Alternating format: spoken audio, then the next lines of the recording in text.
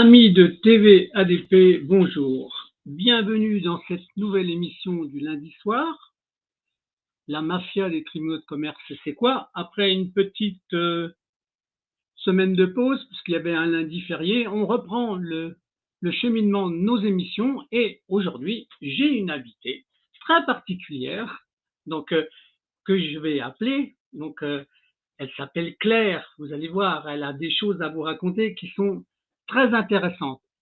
Alors, je donne que son prénom, comme ça elle aura l'occasion de se présenter. Alors vous verrez, hein, c'est une affaire très particulière. Quand les gens ont des bonnes idées, des fois, mais je vais la laisser arriver. Bonjour Claire. Bonjour Christophe, je suis vraiment très honorée que tu m'accueilles dans ton émission Ça, parce qu'évidemment ça me touche au plus profond que toutes ces histoires qui arrivent à nous tous, nos anciens dirigeants d'entreprise ou ouais, encore peut-être même en action, bien euh, sûr. face à cette justice qui ne nous comprend absolument pas et surtout qui va nous malmener comme on ne Bon, peut pas imaginer. alors justement, tu vas te présenter, tu vas nous dire en quelques mots déjà dans quelle région tu es, dans quel environnement tu étais, et puis après on va aborder ce que tu as vécu. D'accord? Petite présentation déjà. Vas-y, Ok. Claire. Donc, moi, je suis, malgré mon âge, hein, une spécialiste des nouvelles technologies de la communication depuis 40 ans à peu près. C'est-à-dire que j'ai été formée aux nouvelles technologies de la communication. Je faisais de l'internet en 1986 et donc j'ai été toujours pionnier à réaliser, concevoir, réaliser des produits pour le nouveau monde qui serait fait de technologie de l'information. Évidemment, au départ, on comprend rien à ce que je fais, parce qu'on se fait appeler chef de projet multimédia alors qu'il y a de l'audiovisuel, enfin, etc. Moi, je me suis toujours située dans ces métiers de la production audiovisuelle, en fait, même si, et donc informatique et télécommunicante. Et c'est ainsi que je me suis, comment dire, j'ai beaucoup travaillé sur tous les nouveaux produits qui arrivaient grâce à Internet ou grâce au CD-ROM, notamment les produits pour enfants, les produits d'apprentissage, les jeux pour les filles, du jeu vidéo. J'ai travaillé beaucoup pour en vulgarisation scientifique pour la Cité des sciences et de l'industrie. Et en fait, on était avec les autres chefs de projet un peu les têtes pensantes des nouvelles technologies jusqu'à ce qu'on arrive à Internet et dernièrement le déferlement des grosses machines comme Facebook, Google, etc. D'accord? Cependant, comme je réfléchissais beaucoup à ces nouvelles technologies. En 2002, je commence à m'inquiéter parce que je vois qu'il y a tous les problèmes écologiques qui arrivent, le climat, etc. Et je me dis, mais qui s'en occupe? Qui s'en occupe? D'accord. Ouais, c'est une bonne question en fait. C'est une bonne question. Et donc, j'ai la chance de pouvoir répondre à une demande d'un conseil général, donc le conseil général de l'Essonne. Ah oui, je voulais vous dire, j'habite dans le 78, hein, donc dans les Yvelines. Euh, D'accord. j'habite là où je suis née, en fait, hein, dans la maison de mon grand-père. Donc quelqu'un qui a ses racines très bien implantées dans notre société française. Heu, D'accord. donc voilà, je me demande et je suis embauchée donc dans un conseil général, celui de l'Essonne, pour pas le nommer, qui est en fait un département qui a plein de producteurs de savoir, de type, des grandes écoles et cetera. Ouais, Puisqu'on a Polytechnique, on a tout, quoi, on d'accord. a énormément de choses et donc l'idée, puisqu'ils ont aussi beaucoup de cités, l'idée à l'époque, c'est de comment dire? Parce qu'on sait très bien que les gens des cités, ils se procurent des magnétoscopes, ils se procurent Ouais, ouais, des ouais. consoles de jeux. Donc l'idée, c'est d'essayer d'amener ces jeunes à réfléchir sur les problématiques scientifiques. D'accord. Je vais avoir un projet passionnant à diriger, sauf que j'apprendrai rapidement qu'en fait, on est en train d'essayer de me rendre responsable d'un appel d'offres pour les copains des copains. On ne parle pas D'accord. de s'affaires, on laisse tomber, mais ceci dit, donc je repars de cette expérience professionnelle en me disant mais les politiques ne font rien. Non, rappelle-nous, on est en quelle année à peu près là? C'est quelle 2000, période? 2002. 2002. 2002. D'accord. Donc, je vais porter plainte à la justice contre mon licenciement, comment dire, abusif, etc. Et aussi parce que, comment dire, un éditeur ne respecte pas mes droits d'auteur. Et déjà, j'ai une expérience de justice absolument dingue où, malgré que j'ai complètement raison, ben voilà, on ne suit pas, on suit les mensonges des gens. Enfin bon, voilà. Ensuite, je ferai tout le tour des partis politiques pour voir si c'était qu'une question du parti politique qui était là à cette époque, dont celui de Monsieur Mélenchon, le Parti Ouais. socialiste, euh, ou si c'était plus généralisé. Et donc, évidemment, mon constat, ce sera que c'est totalement généralisé. Et donc, en 2008-2009, je me dis, écoute Claire, je crois qu'il n'y a que toi, il y a que toi pour faire utiliser les technologies de façon à régler ces problèmes-là, ou à les faire régler par les autres. Hein, mais je pense que j'ai des solutions pour des solutions qui utilisent les nouvelles technologies de la communication pour, entre guillemets, sauver le monde de toutes ces choses que j'anticipe. Hein, parce qu'un chef d'entreprise, ça anticipe toujours. Ouais, ça c'est le propre d'un entrepreneur en fait. Ouais, Voilà. d'accord. J'anticipe, je suis innovante, j'essaie de trouver des solutions avant que les autres y aient pensé pour qu'au moment où on en a besoin, elles soient là. Et donc, comme j'ai une société de services qui fait ces produits-là, je ne m'inquiète pas, je me dis, bon, bah, très bien, je vais ajouter un projet, mais un gros, qui sera complètement dirigé par moi. Je vais embaucher des gens là-dessus. Et donc, évidemment, j'ai besoin de financement. Et donc, ça commence, je vais m'adresser à l'OSEO, qui est l'ANVAR, enfin bref, et qui sera Oui, ensuite je connais ça, donc les gens voilà, commencent à connaître, la d'accord. BPI. Et je leur dis, bon, bah voilà, j'ai un super projet. Vous voyez, plan de financement, il nous faut 270 000 euros et on fait le Facebook français. Voilà. Hein, c'est le deal. Et alors je leur dis, donc vous, vous pouvez m'apporter des aides à mon innovation. Mmh.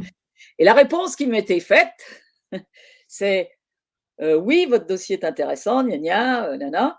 Bon, mais combien vous mettez de cash? C'est ça qu'ils t'ont demandé? Ouais, ils m'ont dit combien vous mettez de cash? Parce que nous, on ne pourra mettre de l'argent que si vous en mettez, vous. D'accord. Ah oui, c'est une forme de chantage en fait déjà là. C'est le chantage. Et puis surtout, je leur dis, mais ah bon, c'est bizarre comme truc parce que vous dites que c'est une aide à l'innovation, mais finalement, vous ne prêtez qu'aux riches. Si les inventeurs ne sont pas capables de mettre de l'argent, ils ne vont pas être aidés par leur pays. D'accord. Et donc, bah oui, ils m'ont dit c'est comme ça, hein, c'est la procédure. Et donc, bah, ma grand-mère a été gentille, elle est morte et elle m'a laissé un tout petit héritage de 30 000 euros. Et donc, j'ai pu poser 30 000 euros sur leur table. Je pense que c'est D'accord.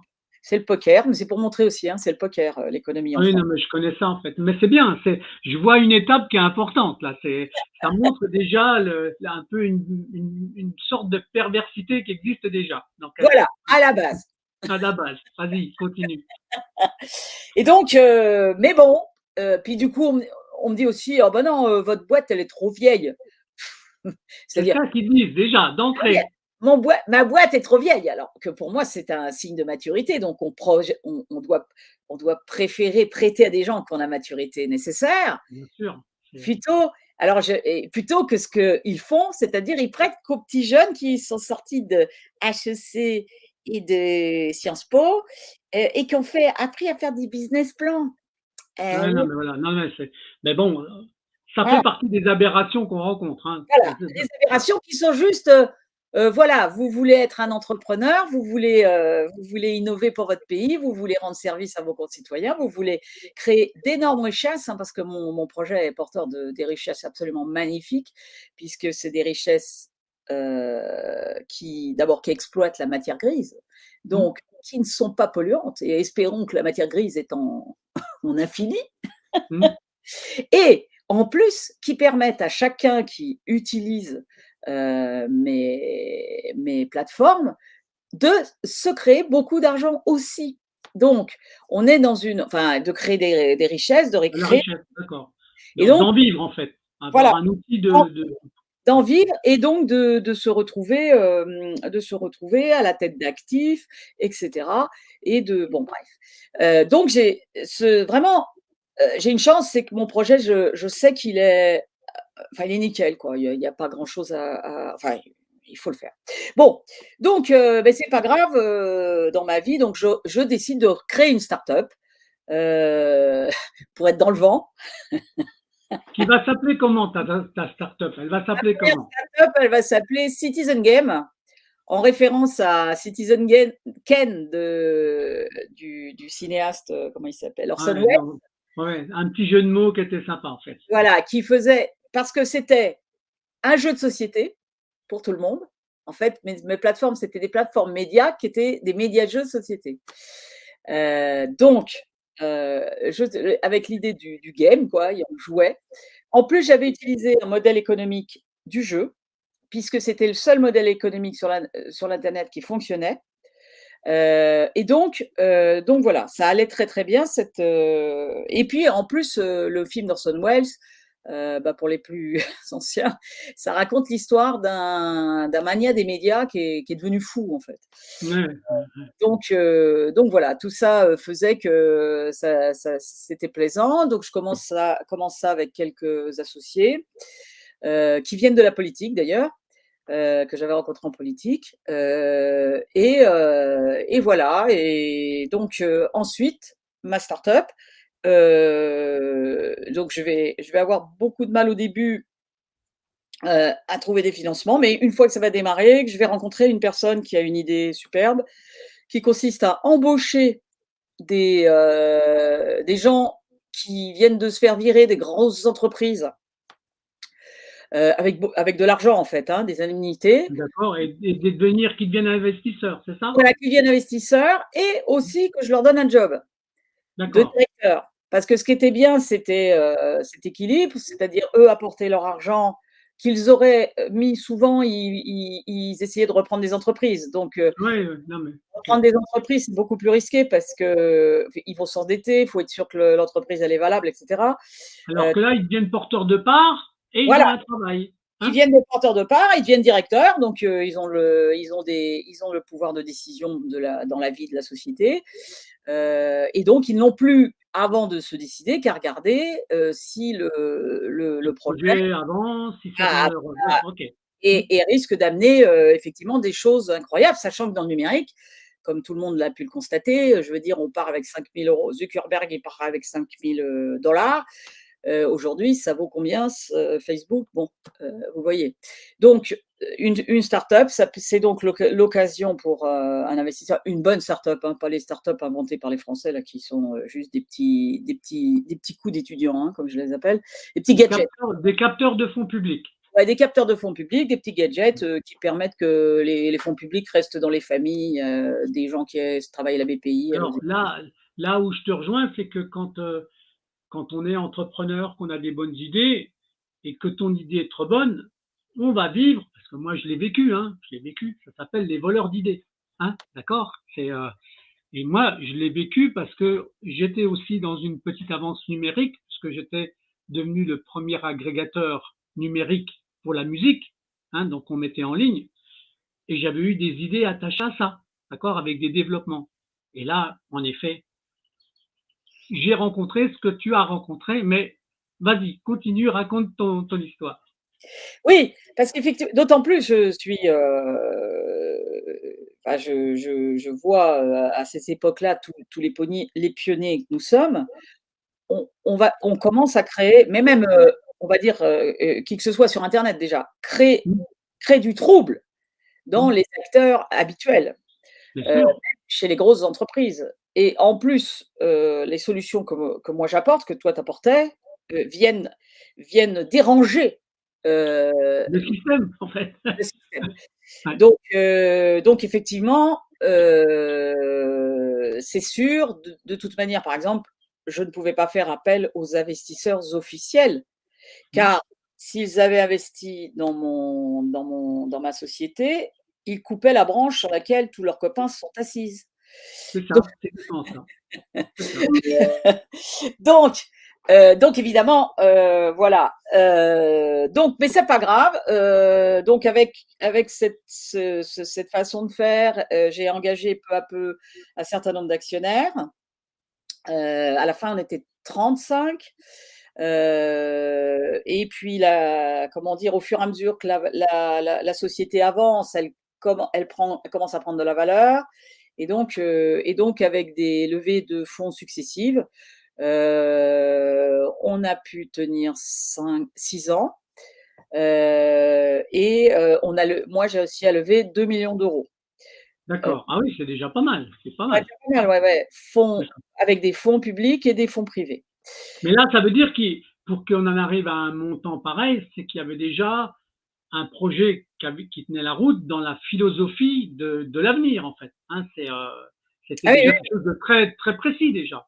très précis et qui, comment dire? La seule chose, c'est que, comme c'était pas une appli gadget, heu et comment dire? Il fallait prendre on avait besoin de temps pour la développer. Donc on a fait une première version, pour, déjà, comment dire? Comment ils appellent ça? Pour prouver la valeur du concept. Heu D'accord? OK. et puis ensuite on a refait une deuxième version qui fonctionnait.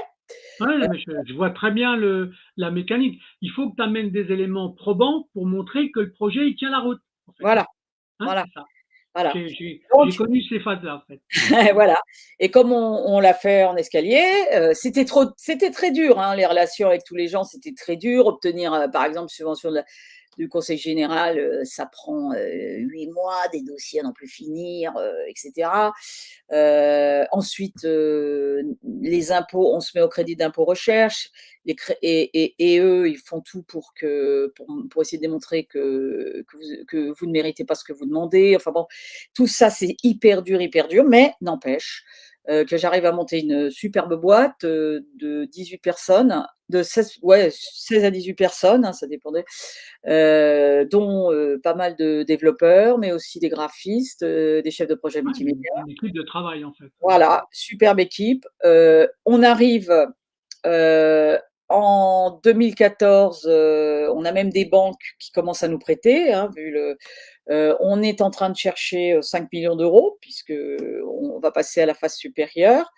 On a comment dire? Et voilà que le dernier investisseur, heu, dans la société, parce que c'était ça le risque. Le dernier investisseur, dès qu'il est rentré, et même il paraît-il qu'il l'avait dit avant, quand il rentre dans la société, c'est un gars qui vient comment ça s'appelle? Des bureaux comme McKinsey là, les Ah oui, conseillères, d'accord. Oui, oui, hein, non, mais les conseillères qui sont pleines de blé, mais qui, en fait, trompent les entrepreneurs. ouais, d'accord. Mais Trompent t'as pas le droit de dire son nom, hein? Si, je peux le dire, je Bon, veux dire. moi, j'aime bien quand on donne les noms, hein, Ah parce bah oui, que, il hein? s'appelle Franck Burillon, il se reconnaîtra. D'accord, ouais. C'est un entrepreneur des Yvelines, en fait, hein? Non, pas des Yvelines, Ah, je crois qu'il travaillait je ne sais plus où. Non, non, c'était pas un l'entrepreneur, c'était un salarié enfin si, il devait avoir sa boîte de conseil.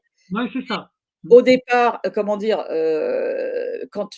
Mais dès le départ, en fait, il me fait un dol, quoi. Il me fait croire enfin moi je trouve qu'il a le bon profil, hein, puisque c'est un conseilleur Ouais, ce sont pas et en toujours les plus il a payeurs, mais bon. fait système d'informatique, donc voilà, tout va bien. Il est vraiment enjoué par il trouve que c'est génial.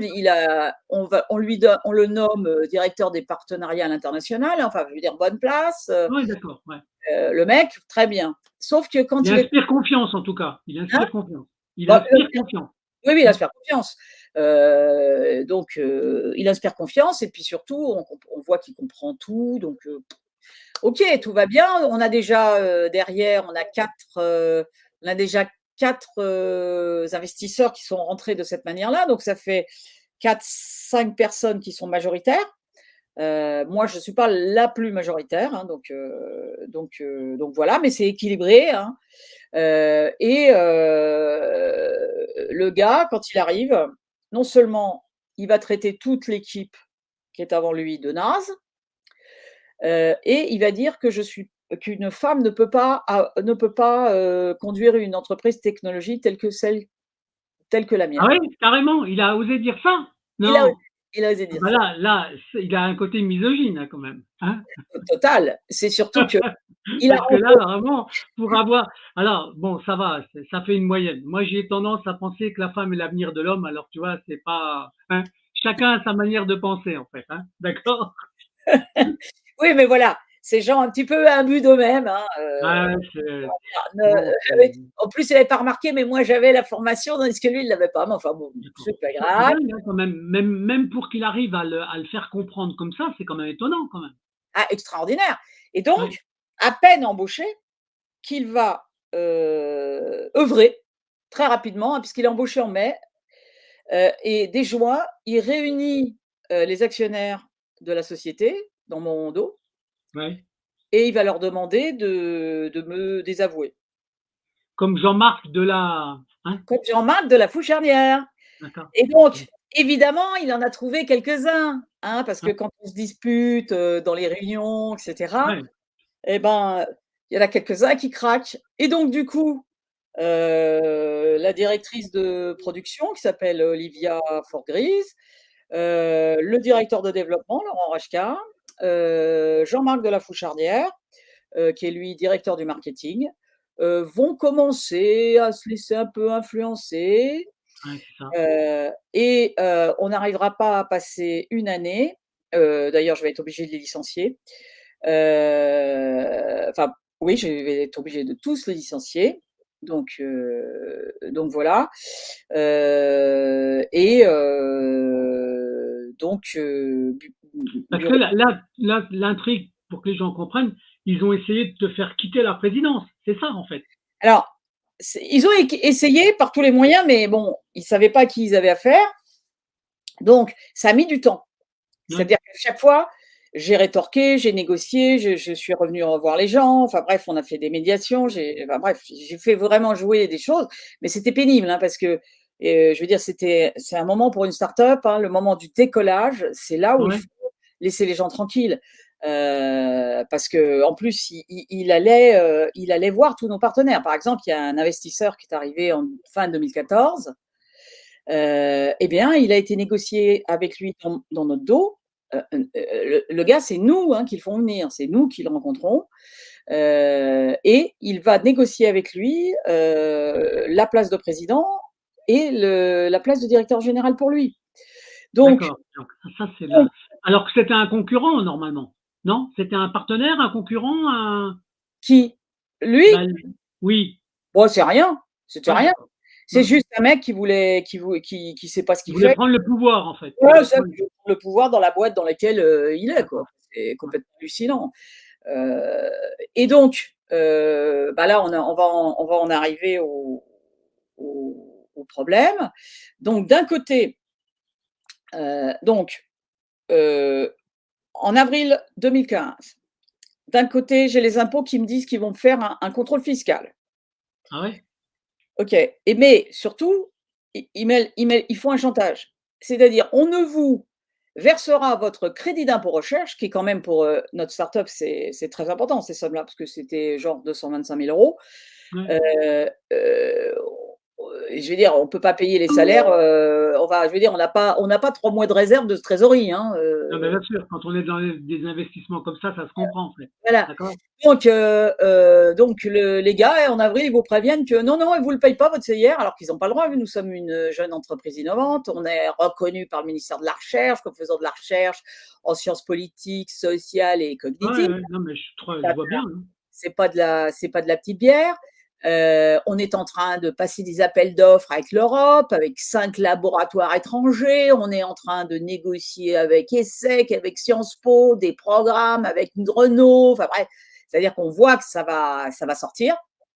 On voit qu'on va enfin réussir notre pari. Et là, le 5, alors déjà en avril, donc moi, je suis obligée de me battre contre les impôts qui veulent rien savoir. Ensuite, bah, je me retrouve le 5 avril, je fais une assemblée, je sais pas ce qu'ils ont fait, les gens qui devaient investir ne viennent pas. Et puis puis en juin, je fais l'assemblée générale ordinaire. Ouais.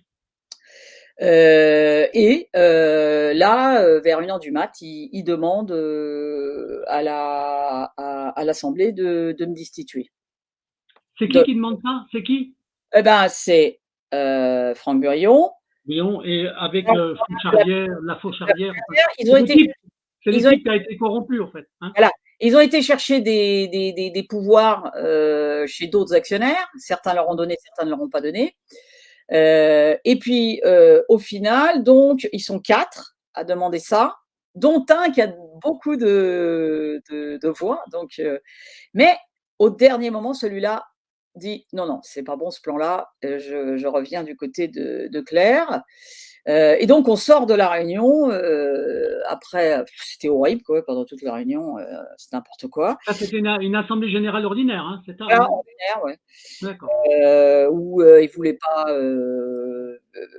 comment dire, il disait que j'avais fraudé les comptes, c'était n'importe quoi. Il y avait rien, rien. Et donc, il me, comment dire, voilà. Et à l'issue du truc, on ne sait même pas calculer, parce que quand on vous demande à vous de vous retirer, bah, vous n'avez plus le droit de voter. Ah Donc, ben oui, non, mais voilà, c'est c'est complètement dingue. dingue. Et Ouais. tous les pouvoirs que j'avais, je pouvais plus les avoir. Donc, Ouais, ouais. Non, mais c'est une manière de te prendre le pouvoir en fait, hein, c'est tout. oui, enfin, mais ceci dit, il n'y arrive pas parce que, Ouais. quand on fait les Bah, calculs, faut que ça passe en assemblée générale et c'est pas passé en assemblée générale en fait. de toute manière. Ouais. Mais,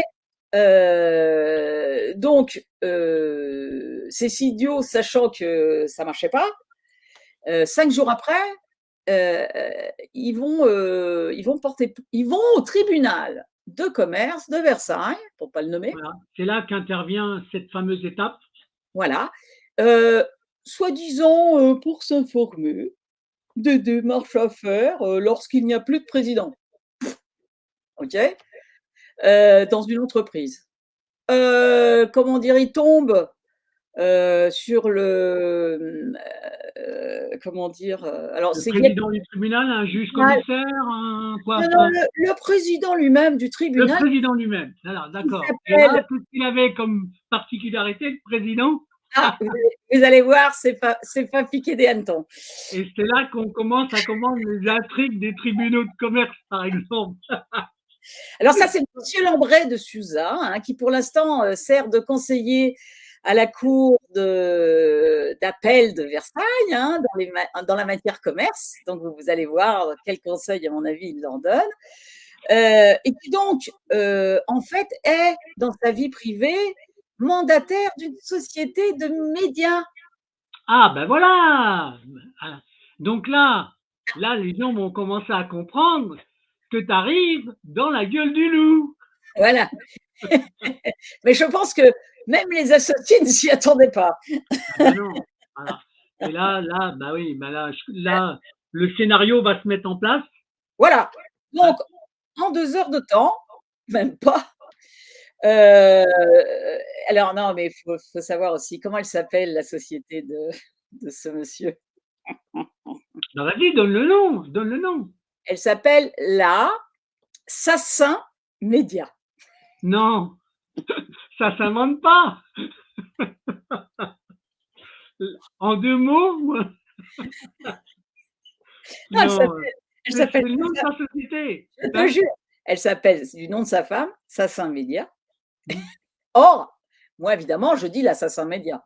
mmh. Donc, ah, dit-il, en se frottant les mains, je j'ai ce qu'il vous faut. Et alors, à peine les gars, ils ont annoncé la couleur, hein. Il descend en bas, donc en bas, il y a le tribunal de commerce, hein, c'est le vrai tribunal, là où vous avez tous les avocats et tout ça. Et D'accord. il dit: «J'ai quelqu'un pour vous» et il fait remonter un L'équipe du monsieur tribunal qui il est fait en bas. revenir des gens du tribunal de commerce en haut? Non, c'est ça? Oui, c'est-à-dire le président du tribunal, il a un bureau en haut. Oui, oui, bien sûr. Il va C'était un entretien et voilà, puis il est après avec ça devient une séance, c'est ça? voilà, il est avec les 2 gars dans le bureau, hein, dans son bureau, qui viennent juste normalement pour s'informer. Et il leur dit, alors j'imagine qu'ils expliquent qu'il n'y a plus de personne qui s'occupe de Citizen Media. Hein. J'en sais rien ce qu'il leur raconte, mais en tout cas, l'autre, il aurait pu vérifier en téléphonant à la société. Mais non, il dit, j'ai ce qu'il vous faut, et il va descendre en bas chercher un gars. Il remonte avec un gars. Attendez, tenez-vous bien, c'est une start-up, hein, Citizen Media. C'est une start-up. Il remonte avec un gars qui s'appelle Jean-Louis Leroux, qui a, qui a 75 ans à l'époque. C'est bien pour une start-up, non? Ouais.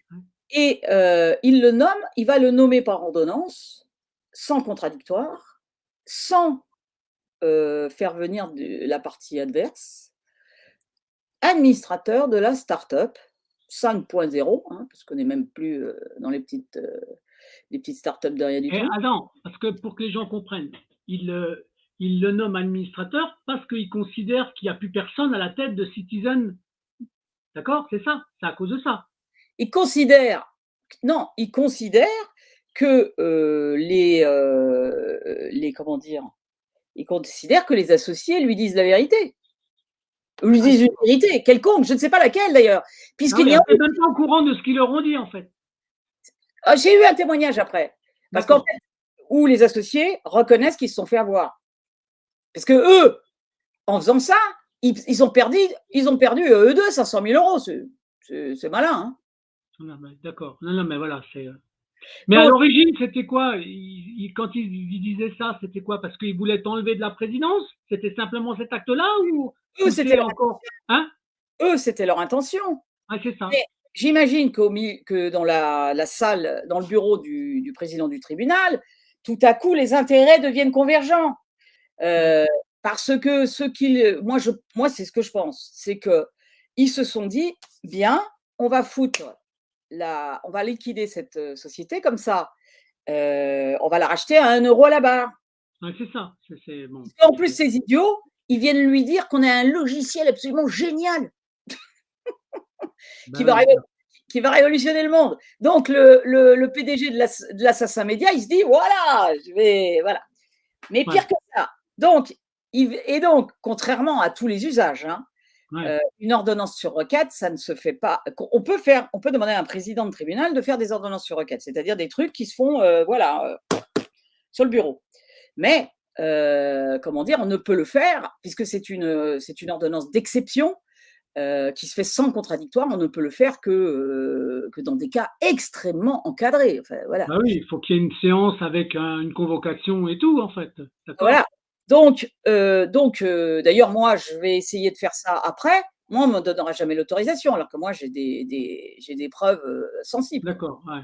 Non, ça s'est fait en catimini, en fait. Voilà, en catimini. Pire que ça, les mecs, ils ne sont même pas venus avec une requête. Donc, le président du tribunal leur a imprimé la requête en leur demandant juste de signer. D'accord, ouais, non, c'était bon. Donc, de la folie. Et donc, évidemment, le gros Jean-Louis Leroux, dont l'associé a été puni par le tribunal d'Orléans parce qu'ils ont fait des magouilles avec le président du tribunal d'Orléans de commerce. Ouais. Comme quoi, bon, enfin. Un chien fait pas des chats. Hein. C'est un détail. Bon, de toute manière, nous n'y pouvons plus rien, monsieur est décédé, paix à son âme, enfin j'en sais rien, j'espère qu'il est un peu en enfer quand même. Donc, ce monsieur, voilà, il fait rien. Donc, il y a les impôts, moi je lui renvoie sur les impôts qui sont en train je lui dis, nous on a juste un problème d'impôts, il faut que les impôts payent et puis on est tranquille. Non, il fait rien. Et 3 semaines après ou 4 semaines après, il y a un jugement, une formation de jugement qui est désignée au tribunal de commerce. Et tiens-toi bien, qui est juge dedans? Un concurrent à toi. Exact. Ah ben, je m'en doutais. Bah oui. Alors justement, Claire, là, à mon avis, le président du tribunal de commerce, s'il nomme un administrateur général qui fait rien, c'est qu'ils avaient, à mon avis, une intention, justement, qu'il fasse rien pour pouvoir arriver à l'étape qui arrive là. Sûrement. Hein?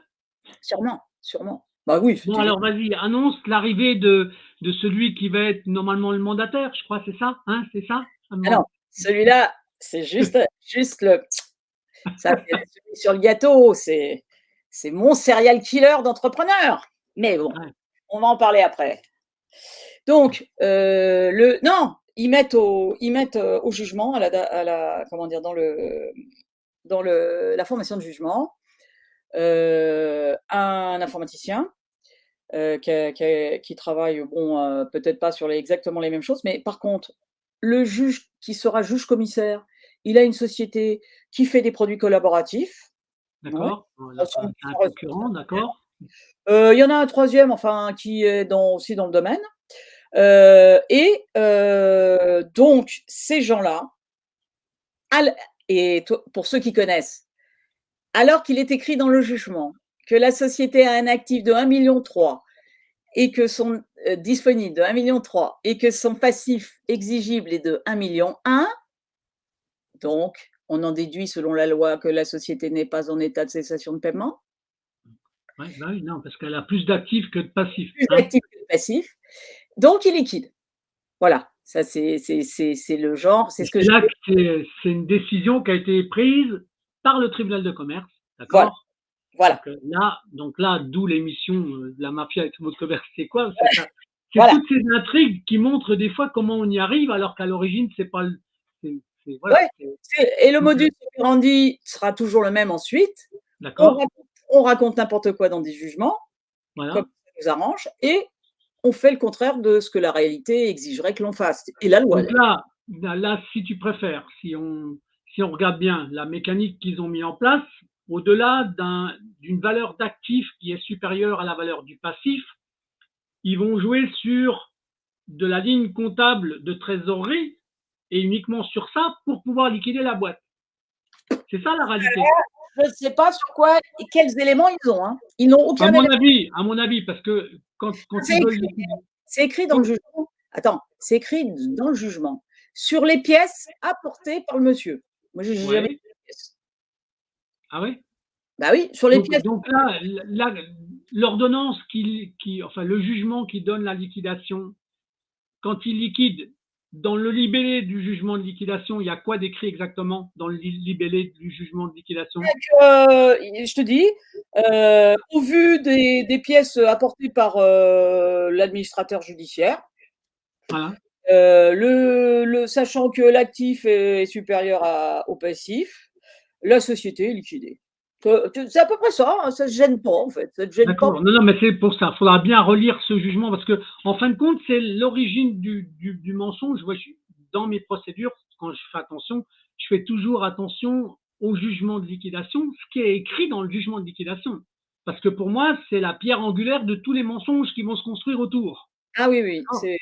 c'est pas la Voilà. seule, c'est pas la seule parce que D'accord. Mais en euh, fin de compte, là, ce qu'on comprend, c'est que dans l'environnement de ton tribunal de commerce, tu n'avais que des gens qui avaient une envie de capter non seulement le patrimoine, mais l'idée de ton entreprise, d'accord, pour eux la développer et la prendre sur des, alors que c'était un actif particulier de ta société, avec des contraintes qu'ils ont oubliées, mais ça c'est encore autre chose, ah d'accord. oui, parce que En tout cas, c'était ça. La stratégie, c'était de te voler ton outil, ta création, en fait. C'était voilà. ça. Sauf Hein. que ils ont pas, comment dire, ils ont oublié un gros point. C'est que ils ont oublié la stratégie juridique que nous avions utilisée pour protéger l'actif. Voilà, justement. Alors ça, il faut Bon, que tu en on est parles un peu d'accord, quand même. Voilà. parce que un actif pareil, Mmh. Facebook, mais Microsoft, mais Google pouvaient le reprendre et en 2 temps, 3 mouvements, enfin en mettant 6 mois une équipe, ils pouvaient, le redévelopper. Mmh. Donc il fallait trouver une solution juridique qui empêche ces gens-là de, de reprendre notre idée. D'accord, les Or voleurs d'idées, voilà, voilà, d'accord. or, comme tout le monde sait, on ne peut pas protéger des idées. On ne Mmh. peut protéger que des réalisations et donc aussi des œuvres d'auteur. Et Mmh. donc, en fait, cette technologie, que je sais magnifique, elle m'appartient tout entière puisque je suis l'auteur unique de la création. D'accord. Donc Et tu as un document factuel qui prouve que tu en es l'auteur. Parce qu'il faut préciser ça aux gens. Ça veut dire qu'il y a un dépôt qui a été fait, d'accord, avec un numéro de procédure, avec un enregistrement. voilà. D'accord? Et On est pire, d'accord? ouais, ouais, ouais, oui, ça.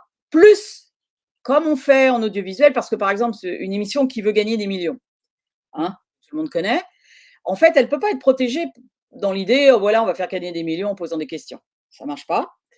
Donc, comment ils la protègent? Ils enregistrent une émission, 2 émissions, 3 émissions, et ils montrent qu'il y a un certain déroulé avec des graphismes, des machins, des trucs. Bien sûr, hein. Et ça, Ils formalisent une voilà, preuve par de l'image. voilà. Et donc, comment dire, cet ensemble qui constitue une grille, si on est capable de retrouver 3 ou 4 éléments dans un autre programme, 3 ou 4 éléments du même type, ça veut dire que nous sommes face à une contrefaçon. Voilà. D'accord. Non, non, mais voilà, Et tous ces idiots, alors là, je vous dis, je dis, je donne beaucoup de secrets à tous les gens qui voudraient se lancer dans des choses comme ça, hein. C'était des choses très intelligentes, qui nous ont demandé longtemps à les mettre en œuvre, etc. C'était très pensé de façon à pouvoir se battre contre des acteurs immenses, hein. ouais, bien sûr, bien sûr. Donc, mais comme nous avons quand on rentre dans un tribunal de commerce, on n'a pas forcément face à soi de glorieux humains ou des humains très Non, puis enfin, ce ne sont pas des juristes, hein, loin s'en faut, hein. non, mais Franchement, même pas des juristes, mais même pas, ils ont même non, pas non, non, non, ce sont, d'intelligence. voilà, ben, quand on sait comment fonctionnent les tribunaux de commerce, on comprend que la seule chose qu'il y a, ce sont des gens qui ont un intérêt personnel, hein, d'accord? Donc, et comme ils avaient vu en toi une manière de se faire du fric, c'est ce qui s'est passé. Sauf, Voilà, voilà, que, eh ben, tu avais mis des sécurités sur ça. Voilà. voilà. Donc, donc ils ont 2 manières, hein, de se faire du fric. Soit directement en pompant l'entreprise, Ouais. Soit sur les soit actifs qu'on, voilà. soit non, soit en pompant le patrimoine des dirigeants. Ouais, c'est ça. Non, mais j'ai connu Donc ça, moi. ouais, ouais. Donc on va rentrer dans la deuxième phase là.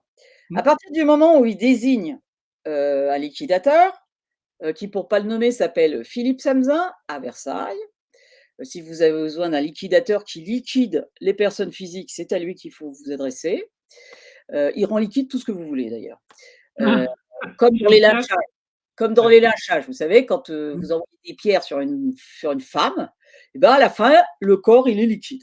Voilà. Mmh. Donc Mmh. ça s'appelle pas liquidateur pour rien. Donc moi je suis pas du tout inquiète quand je rentre, parce que j'ai toujours pensé que les gens étaient intelligents, qu'ils voyaient leurs intérêts. Je savais que ces Ah non, gens-là non. Non, non. voulaient faire de l'argent. Donc je me dis, on était en train d'avoir des investisseurs qui arrivaient de New York, qui arrivaient de ça. Je dis, bon, bah, il suffit de vendre ça, enfin, comment dire, d'accueillir des nouveaux investisseurs. Je vais l'aider. Évidemment, je ne m'attends pas à ce que ce soit un formidable leveur de fonds. Je vais l'aider. Donc, je lui propose mon aide et je lui dis, d'ici 2 mois, vous remboursez tous les créanciers. S'il faut, on change de propriétaire, on garde l'équipe et on continue. D'accord. Vraiment, je me dis, ils ont fait une escroquerie, bon, OK, ça arrive à tout le monde, enfin bon, je suis prête à excuser moi, hein. Sauf que, évidemment, je savais pas que je venais de tomber dans le piège et que j'étais dans l'antre, bah, donc de serial killer, Ben, d'entrepreneur. donc là, ce que tu es en train d'aborder après, c'est la mécanique des recours, d'accord, qui vont se retourner contre toi ou qui vont jamais cautionner le travail que tu avais fait. C'est ça, Voilà, là, hein? ouais, c'est tout simple. C'est fait pourquoi un liquidateur? Liquidateur, la loi lui dit: «Tu as le choix mec, 2 choses. Soit la société, elle a un actif et tu dois le céder au plus vite, de façon à ne pas perdre les emplois». C'est ça la Mmh. loi. La loi. Si tu estimes qu'il n'y a pas d'actif, ou s'il n'y a pas d'actif, mais enfin, là, dans le cas de dans mon cas, c'est qu'il l'estimait. Si jamais tu avais pu estimer qu'il n'y avait pas d'actifs, comme il est immatériel, peut-être qu'il ne se voit pas. Quand il y a Oui, des actifs immobiliers, ça se voit plus, ou des avions, ou des trucs comme ça. Ça, oui, c'est alors, ça. Toi, ça, c'est immatériel, hein. voilà. C'est un patrimoine immatériel. Ouais, mais là, immatériel, donc tu peux croire, on te l'accorde encore, tu peux croire, puisque t'es trop dans tes dossiers, donc tu vois rien, tu peux croire qu'il n'y a pas d'actifs. Ok, bon, bah, tu as une petite loi qui dit que tu dois faire une liquidation simplifiée afin de ne pas te faire, de pas compliquer l'affaire, qui serait d'utiliser l'article L652, je crois, si j'ai pas oublié, qui dit qu'en cas d'insuffisance d'actifs, mais aussi de faute de gestion, tu peux faire payer ça aux dirigeants. Hmm. Donc voilà, il a deux choix, soit simplifier, soit vendre l'actif. Ok, j'attends, j'ai pas la peine, attends, j'ai pas la peine d'attendre. Attends, combien de temps j'attends? Comme on est en vacances, hein, c'est le 7 juillet. Euh, alors déjà, ouais, moi j'étais salarié de mon entreprise.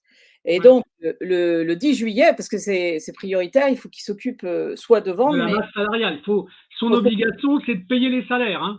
payer les salaires. Et C'est en ce plus, qu'on appelle les créances super privilégiées. voilà, D'accord? ouais, Ok. tant que les AGS seront super privilégiés, ce qui est mis en cause, je ne sais plus où, à quel niveau, Ouais. du contrat Bah, les européen. AGS, c'est le mandataire qui fait appel aux AGS pour avancer éventuellement la masse salariale, hein. Voilà, voilà, Mais ça rentrera après dans la dette de l'entreprise. voilà, Ouais. voilà. Et ça, c'est normal. Oui, bah, bien sûr, c'est une avance de Non, trésorerie qu'ils font, en fait. pour, Hein. pour l'instant, pour l'instant, tout va bien. Il commence par me dire que je ne suis pas salarié. Ah bon? Ouais. J'ai plein de que comme je suis présidente, je suis pas salariée, tu vois? C'est un raisonnement assez simple, complètement crétin. Je suis présidente d'une SAS, donc à tout moment d'ailleurs, je n'étais plus présidente au moment où fait faillite, donc faut être clair, soit je suis présidente, soit je ne le suis pas, mais même que je l'aurais été, vu que mon mandat, il était pas rémunéré, mais par contre que j'étais rémunérée en tant que directrice de production comme les autres. Ils étaient Oui, tous c'est directeurs ça. de quelque chose. Tu avais 2 statuts, dont un qui était salarié. Voilà, dont un qui était salarié, je veux dire hyper prouvé et cetera, et il me dit: «Non, non».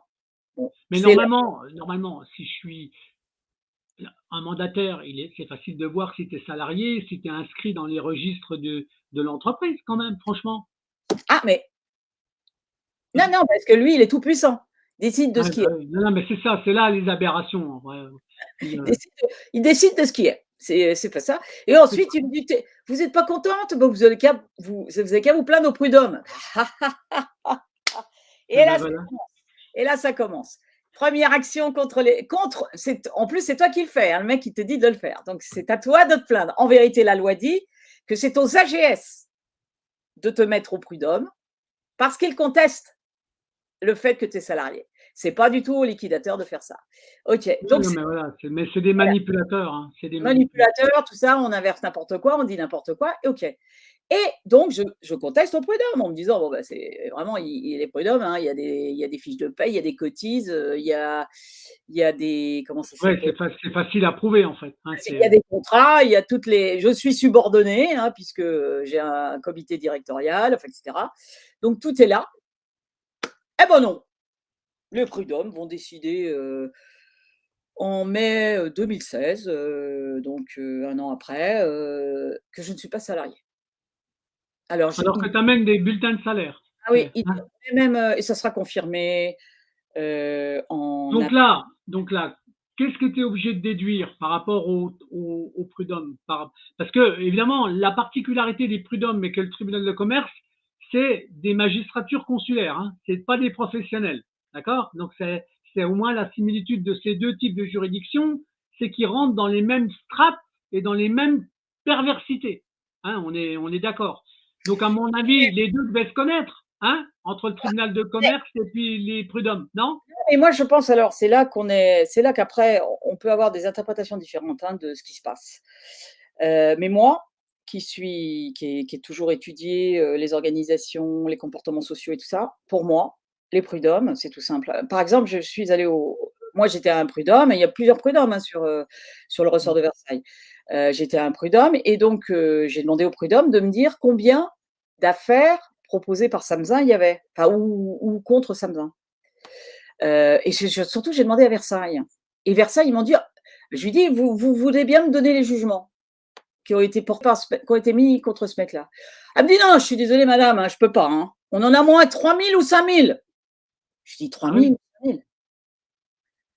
Alors, on ne sait même pas si c'est en cours, etc. Il me dit, non, on en a plein. Et voilà le grand jeu. Ces mecs-là, ils y vont tous les jours au prud'homme contre des autres mecs. bah oui, bah oui, bah oui, bah oui.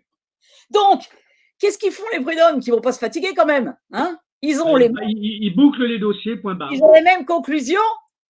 Bah, les conclusions, ils lisent jamais les conclusions de nous. Hein. Ils font des copier-coller, puis hop, ils mettent les dossiers à Allez, la ouais, poubelle. le dernier là, liquidateur, tiens, ah bah, il y avait Samsung, c'est bon, ok. Ah bah la même avocate, d'accord. Ah bon, on change le nom, ah bah d'accord. Voilà. Donc, ils ont fait ça avec un autre salarié de mon entreprise. Ce sont des jugements absolument. Enfin, ce sont des Non, mais faux, c'est ça, non, mais bon, ça montre la perversité du système, en fait. Hein. voilà, faux en écriture publique, etc. Mais attention, repris par la magistrature. Bah oui, Repris. parce que là, tu vas aborder un sujet complémentaire, d'accord, qui va s'appeler quoi? Ils vont confirmer des mensonges d'origine. Et là, c'est ce que j'explique dans mes émissions, qu'il y a un mécanisme qui s'appelle l'autorité de la chose jugée, d'accord? Exactement. Voilà. Et donc là, ça veut dire que le premier mensonge, le deuxième mensonge, il est de nouveau confirmé dans les recours qui sont derrière. Tu es Voilà. d'accord avec moi? Voilà. Eh Et bien, vous. ça, on le rencontre à chaque fois, et à chaque fois, je le répète, parce que c'est bien la mécanique juridique qui se met en place. C'est-à-dire qu'après, tu rentres dans des systèmes de recours à la con, où tu payes des frais d'avocat, et à chaque fois, c'est un business qui te ruine toi et qui enrichit la justice. Voilà. Tous les professionnels de justice. Voilà. Donc cette affaire-là, justement, parce que toi, évidemment, derrière, tu as eu des recours, hein, mais on arrivera à ce qu'on constate partout. Tes recours, ils t'imposent des conclusions, des avocats, et puis tu n'as rien qu'avance. À chaque fois, tu es dans la même turpitude et tu constates qu'à chaque fois, ils confirment le premier mensonge d'origine. Exact. C'est ça? Tu es Voilà. d'accord avec moi? Et ils renforcent. En Oui, fait, bah bien sûr, parce que après ils empilent, c'est les mensonges les uns sur les autres qui deviennent de plus en plus puissants. voilà. D'accord? Et ça, je te le dis, donc tu ne fais que ramener encore toi dans un autre tribunal, dans une autre région, ce qui se pratique partout, d'accord? Quand on a envie de tuer une entreprise. C'est aussi simple que ça, quand on a envie de piquer le patrimoine, ou alors Voilà. piquer les idées, piquer le potentiel de faire de l'argent avec une idée qui appartient à quelqu'un d'autre. C'est du dépouillement, du vol. Donc, mais là, dans tes procédures actuellement, actuellement, est-ce que tu en as encore qui sont en cours ou Oui. tu arrives au bout? Alors, alors, le processus de toute manière, hein, que j'ai élucidé au fur et à mesure parce que, quand je vais commencer à m'apercevoir, de ce qui se passe, je vais prendre une grande décision. Je vais arrêter toute activité professionnelle. De toute manière, ils m'empêchent de travailler, hein. Ils veulent Ouais, ils veulent pas que je reprenne d'entreprise et ils m'empêchent de travailler comme salarié. J'ai une fiche S. d'accord. Donc vous imaginez comment dire que enfin je veux dire, c'est incroyable, quoi. Et donc je comprends qu'ils vont me tuer ou ils vont tuer ma famille, ils vont me dépouiller et cetera et donc je décide, d'arrêter tout et de ne m'occuper que de justice, que de justice. D'accord. Où je vais prendre toute la magistrature, tous les juges, tous les jugements comme des cobayes d'un grand laboratoire sur la décision de justice. Voilà. D'accord. Donc ça veut dire que ça va faire naître un nouveau projet dans ta tête. Voilà, c'est D'accord. mon nouveau projet. Voilà, je me dis: «Tant pis Claire, j'espère que ça va pas durer trop longtemps. De toute manière, tu es obligée pour ta survie et celle de ta famille, comment dire? Et du coup, tout le savoir que tu vas acquérir, Bien sûr. grâce à ce travail très précis, qui va aller regarder les lois, regarder le droit, regarder qu'est-ce qui se passe, et élucider les mécanismes, va te permettre ensuite d'aider les autres pour qu'ils ne tombent plus dans les pièges». Bon, Alors alors, c'est marrant parce que ça a une similitude avec ce que je fais par rapport à mes émissions, parce que le but, c'est de dénoncer, bien entendu, les mécanismes des mensonges. D'accord? Donc ça, c'est. et la turpitude qui existe avec vraiment, quand on a affaire et qu'on comprend comment ils font, au fur et à mesure qu'on découvre comment on avance dans les procédures, on s'aperçoit que c'est bien des mécanismes qui sont très bien rodés, hein, très très bien rodés. Donc maintenant, toi, comme tu as cette connaissance-là, tu vas faire quoi dans ton développement maintenant? Tu vas faire quoi? Excuse-moi, excuse-moi, il y a quelqu'un qui sonne. On peut arrêter? Non, non, mais tu fais. Non, non, vas-y, réponds. C'est pas. Je peux faire une pause après. Je te Excuse-moi. descends et je reviens après. Je fais une pause.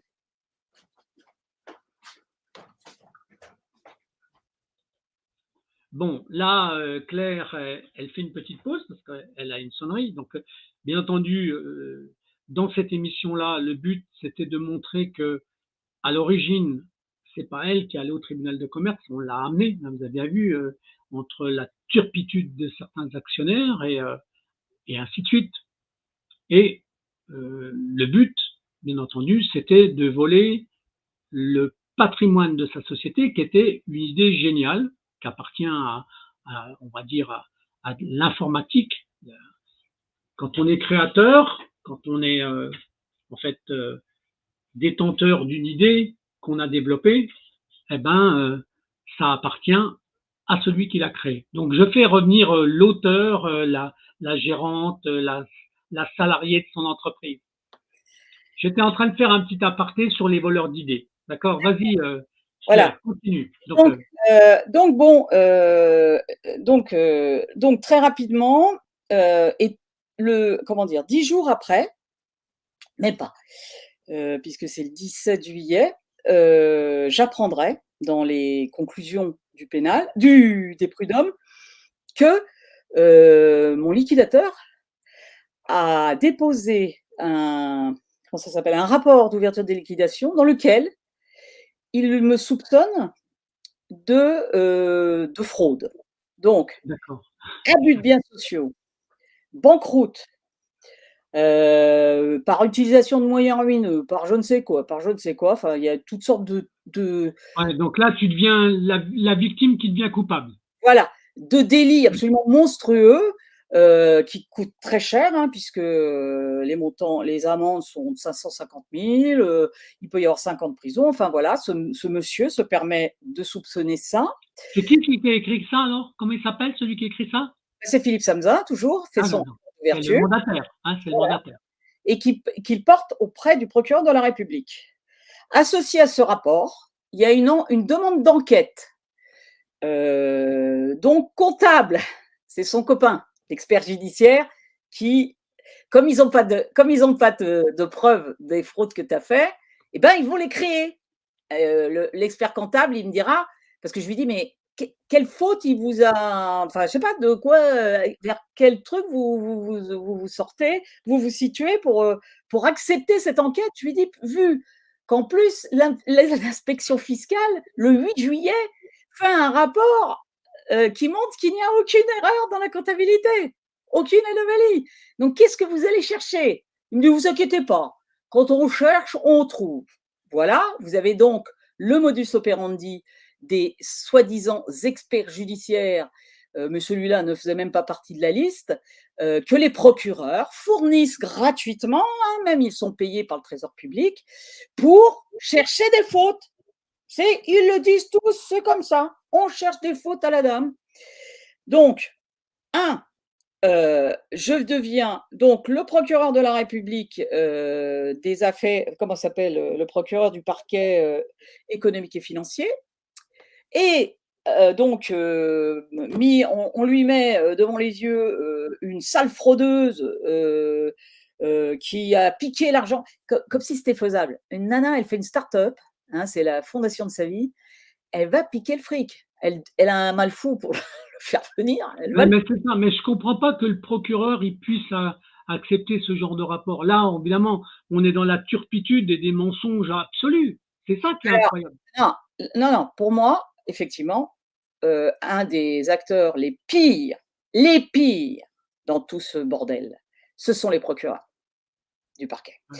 Sans les procureurs du parquet, les administratifs, là, les administrateurs judiciaires n'auraient aucun pouvoir. Non, Oh, mais je sais, mais voilà. alors, tu sais, je vais refaire un aparté ici que j'ai déjà dit dans certaines émissions, mais j'aime bien le répéter. Le pouvoir des mandataires liquidateurs, ceux qui volent les entrepreneurs, d'accord? Quand on les a dépouillés de leurs biens, de leur immobilier, de leur SCI, il faut jamais oublier que les mandataires liquidateurs ont une particularité, c'est de pouvoir s'acheter les juges, les procureurs, en leur vendant les biens saisis à moindre prix. D'accord? Ça veut dire que qu'après, quand tu as un procureur, quand tu as un juge, quand tu as un président de cour qui a fait une affaire grâce à un mandataire, en ayant acheté un bien à 10% de la valeur réelle, comment veux-tu qu'après, le mandataire ne puisse pas imposer à un procureur, à un juge ou à un président de cour la règle et sa politique de liquidateur? Voilà. C'est ça la réalité des choses. Et toi, tu as dû voir ça autour de toi. Voilà, mais moi j'ai même fait des enquêtes Ouais. et même fait faire des enquêtes par un juge d'instruction et alors elle a pas fait elle a vraiment fait que des enquêtes sur moi, mais malheureusement, elle a été enquêtée. Ils ont juste fait comment dire? Des petites auditions, sur, le président du tribunal de commerce que j'avais soupçonné, plus, le juge commissaire que j'avais soupçonné. Eh bien, ils ont découvert que, ces 2 personnes, heu, se sont édifiées des fortunes immobilières d'une telle ampleur qu'il n'y avait aucune raison, parce que ça c'est le flic, hein, qu'il n'y avait aucune raison qu'ils cherchent à s'emparer de l'application de Madame Tourneret. Ouais, mais c'est ça. Alors que, mais il ne faut pas poser la question comment ils avaient gagné autant d'immobilier. Hein? Mais voilà, on leur a pas posé, hein. Ah, ben, bien sûr. Et après j'ai fait Non, mais c'est le paradoxe d'un constat, en fait. voilà, et donc Hein? j'ai fait des enquêtes toutes sur les associés greffiers du tribunal de commerce de Versailles. Ils ont des SCI de sociétés immobilières. Les mandataires, tous, les administrateurs, tous, les juges commissaires, tous les juges, ils ont ces trucs-là. Je n'ai pas pu voir les procureurs, mais je suppose Ah, que de voilà, non, mais donc tu recoupes des choses qu'on a déjà par témoignage dans d'autres régions, d'accord? Il y a même des professions qui n'ont pas le droit d'avoir de l'immobilier en SCI, ça ne les empêche pas d'avoir des sociétés civiles immobilières. Je prends par exemple les notaires, hein, c'est un exemple, donc, alors que c'est interdit, d'accord? Donc là, maintenant, parce que là, tu te rends compte, on a déjà 1 heure d'entretien, ce qui est incroyable. Donc maintenant, si tu avais avec tout le cheminement que tu as constaté, tous les faits que tu as constatés, ta philosophie d'action maintenant, ta vocation à vouloir aller contre ces injustices, contre la lutte contre ces fameux mensonges, parce que là, on est non seulement en bagarre contre des mensonges. Alors, je rappelle quand même que quand on dépose plainte pour mensonge, parce qu'il y a des faux en écriture, et je rappelle à toutes fins utiles que la victime qui dépose plainte pour faux en écriture se retrouve coupable, se retrouve automatiquement coupable parce qu'en face, ils ont mis un mécanisme qui s'attaque à toi-même, qui a déposé plainte pour faux en écriture, et tu deviens coupable de chantage, menace, diffamation, et ainsi de suite, d'accord? De telle manière que bah, la victime devienne coupable. Ça, c'est leur mécanique. Allô? Hein? mécanique. Non, Ouais. non, non, mais t'es d'accord avec moi? Oui, c'est la mécanique d'inversion des culpabilités. Attendez, oui, c'est quoi? Pardon, attendez, bougez pas. Attendez. C'est la maison en face? Non, attendez, bougez pas. Parce que je suis en ligne en direct, excusez-moi en fait. Hein. Bon, Donc, c'est un. Merci madame. C'est donc, un incident du direct, tu vois. Mais bon, c'est pas grave. il y a eu 2. C'est une ambulance qui vient chez moi, mais c'est pas moi qui est malade, c'est le voisin d'en face. Bon, cette petite Donc, aparté. Alors donc, du coup, toi, là dans ce que tu vis, dans ce que je viens de dire, dans ce qu'on recoupe, parce que tu recoupes des choses que d'autres témoins amènent, mais au fur et à mesure, ça prouve que c'est bien des mécanismes qui sont permanents. Voilà. Donc là, maintenant, toi, tu vas faire ton étape maintenant. C'est quoi exactement? C'est des mécanismes permanents. Donc, juste pour dire quand même, je me suis tapé 5 gardes à vue. Ah, quand même, c'est pas mal. Oui, dont une dernière le 9 mai, qui a été entreprise par le commissariat de Houille, qui m'a carrément. Enfin, j'ai eu 7 jours d'arrêt. Ils m'ont violentée d'une manière absolument ignoble. Ah ouais, carrément. Faisant croire que je frappais les flics. Enfin bon, on est dans le pire de tout. Tout ça parce que soi-disant j'aurais fait des outrages. Hein, alors que juste, j'écris des mails à la justice, au premier président, au co-procureur général, pour leur dire quand est-ce que vous allez intervenir. Les criminels sont toujours en cours de crime. Donc, c'est ça. voilà. Donc, c'est exactement le mécanisme que tu décris, qui est un mécanisme qui est toujours de nous poser, parce que nous leur demandons de faire leur travail contre les vrais agresseurs, qui sont les gens du droit, les gens de la justice. C'est tout. On est face à une nouvelle criminalité qui utilise les jugements de justice. Les armes, c'est des ordonnances, messieurs, dames. Vous avez compris? Des nouveaux criminels, c'est-à-dire tous les fraudeurs de la planète, se rendent au tribunal français et pour se faire payer. Alors, par exemple, on a les banquiers aussi qui viennent se faire payer. Ils ont fait mal leur travail. Et chez les paysans, par exemple, qui vont se suicider, c'est pas grave. Hop, on va piquer le fric à sa veuve.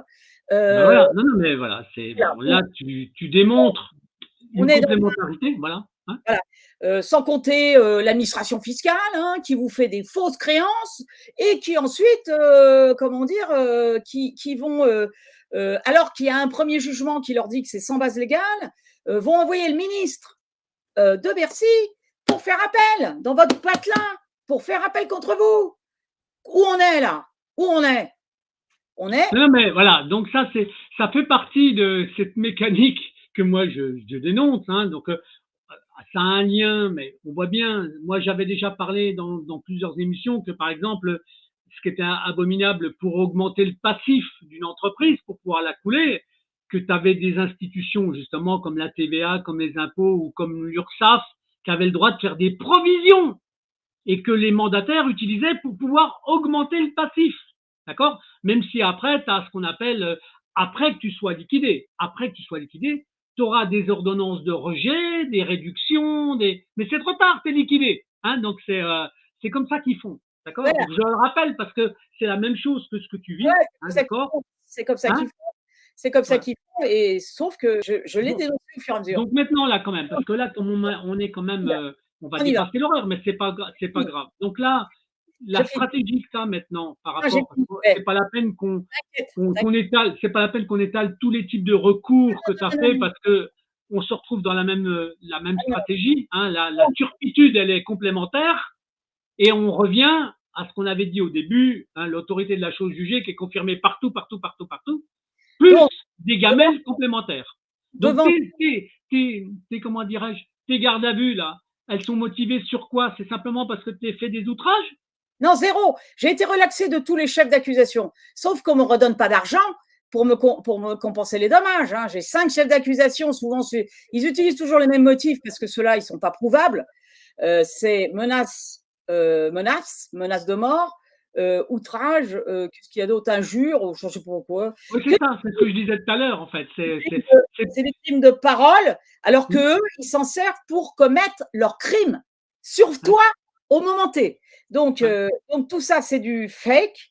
Alors, évidemment, très rapidement, puisque moi, je suis quand même une militante politique depuis toujours, j'ai créé un groupe Facebook qui s'appelle Solidarité pour la manifestation de la vérité en justice, qui a permis de récupérer énormément d'affaires. Et c'est là où on s'aperçoit que ce que nous avions vécu de manière isolée, en fait, se répète de la même manière, comme toi, etc. En se rencontrant en tant que victime de la justice, victime d'agresseur, mais doublement victime parce que victime de la justice ensuite, on s'est aperçu, on peut mettre à jour ce mécanisme. Alors, et c'est pour ça que dans la suite de ce travail, parce qu'il y a de plus en plus de monde sur notre site, il y a de plus en plus de monde qu'on aide, parce qu'il y a des gens qui sont en état d'urgence absolue. Là, je suis en train je d'expliquer sais bien. une personne de la mort qui a été mise sous curatelle de manière abusive et dont la curatrice ne donne pas de quoi manger. 15 jours sans manger. La femme, elle est à l'hôpital. C'est moi, et elle n'a plus de téléphone puisqu'ils n'ont pas payé le forfait. Vous imaginez jusqu'où ça va? Et moi, je suis… Justement, tu vois ça. Alors, ce qui est drôle, c'est que là, on parle des tribunaux de commerce parce que le maillon est les tribunaux de commerce, mais d'où l'intérêt d'avoir l'autre émission qui s'appelle Le Puzzle de la vérité, où il y a toutes les autres trames d'injustice. D'accord? Et moi, je me concentre sur l'impact tribunal de commerce avec tout l'environnement, même si on s'aperçoit que tout est lié. Absolument, tout est lié. Donc là, rappelle-moi le nom de ton Facebook, c'est quoi pour que les gens le entendent encore une fois? Alors, c'est le groupe Facebook, c'est Solidarité pour la manifestation de la vérité en justice. D'accord. Et derrière ça, tu as créé un groupe, tu as créé quoi? Au-delà du groupe Facebook, tu as une structure, tu as quoi?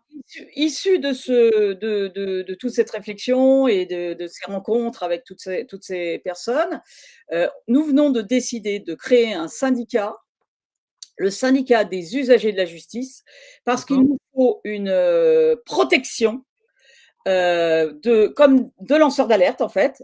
Avec la nouvelle loi sur les lanceurs d'alerte, voilà, on va rentrer dans le cadre pour pouvoir être lanceur d'alerte sur la corruption en justice, une corruption assez spéciale, il faut le dire, puisque ça doit être la corruption par l'habitude, la corruption peut-être parce qu'effectivement, des mécanismes où on ne sait pas, on permet à des gens de s'acheter des immobiliers à l'œil.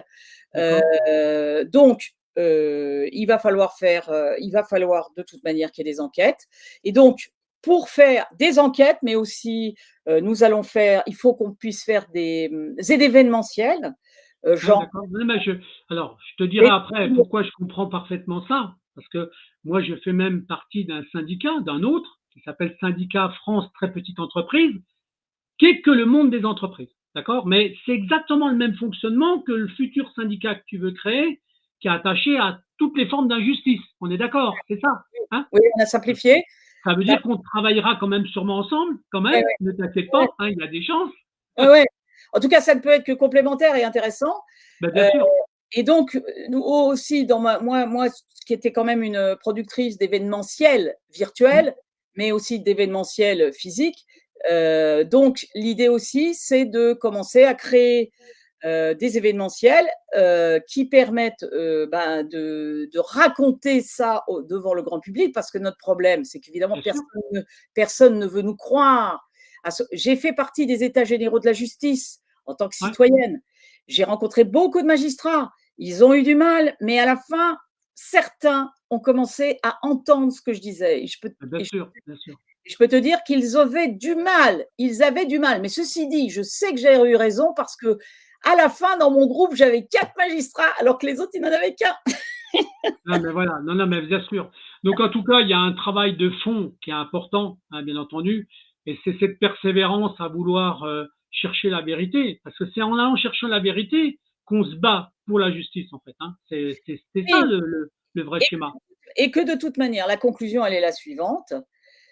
Une fois qu'on a compris comment ça marche, on comprend que les acteurs qui en profitent vont essayer de résister pendant un petit moment. Mais comme je leur dis maintenant, c'est fini. Malheureusement, messieurs, dames, il y a eu Internet, donc vous êtes morts. Alors, soit vous avez le choix, vous arrêtez toutes ces manips qui sont du crime, hein, parce que qu'est-ce qu'ils font avec leur jugement? Modification de scène de crime, ça vaut je ne sais pas combien d'années, plus entrave à la justice, plus promesse ou je sais pas quoi qui donne à des escrocs, blanchiment des argents volés.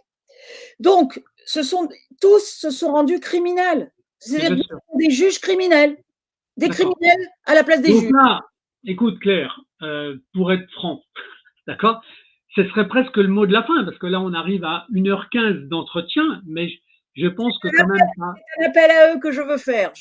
On peut se... vas-y. Alors, ce sera, si tu avais justement un mot de la fin pour faire cet appel-là, parce que, vas-y, rappelle-le, redis-le, d'accord? J'appelle les victimes à venir nous rejoindre pour pouvoir, parce que toutes seules, elles n'y arriveront jamais. Elles se feront descendre, elles peuvent même Bien pas sûr. imaginer le calvaire que ça va être. Bon, ça c'est un. Mais j'appelle aussi les magistrats, tous ces gens du droit qui peut-être, on veut bien comprendre qu'ils ne savaient pas le mal qu'ils faisaient. Bon, on n'y croit pas trop, mais n'empêche qu'il faut désormais que de plus en plus, tous refusent le jeu qu'on leur fait jouer depuis 30 ans. Ouais, C'est une question de vie ou de mort. Car aujourd'hui, à cause de leurs mauvais actes, de leur mauvaise compréhension de ce que c'est qu'un jugement, ils tuent, ils créent des tragédies à des milliers de personnes par an. tout à D'accord? fait. Ce n'est pas possible. On n'a jamais vu autant de crimes en série. Hein? Parce que En tout ceux cas, que vous jugez, ils en font quoi? Allez, un max 10, hein, mais souvent un, 2 ou 3. Vous imaginez, vous, collectivement, le nombre de gens que vous avez foutus dans la rue, que vous avez détruits mentalement, corporellement, la santé? Donc voilà, prenez conscience que ce que je vous dis, c'est totalement vrai et faites tout ce qu'il faut pour que ça change.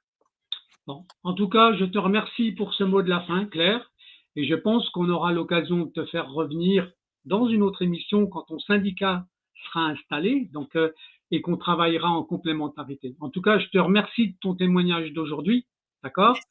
Ça Et sera un témoignage qu'il faudra faire suivre, et je d'accord. te dis à bientôt, À très d'accord? bientôt. Merci. J'envoie le générique et on se recontacte nous très rapidement, d'accord? Ok? Au revoir. Merci Claire.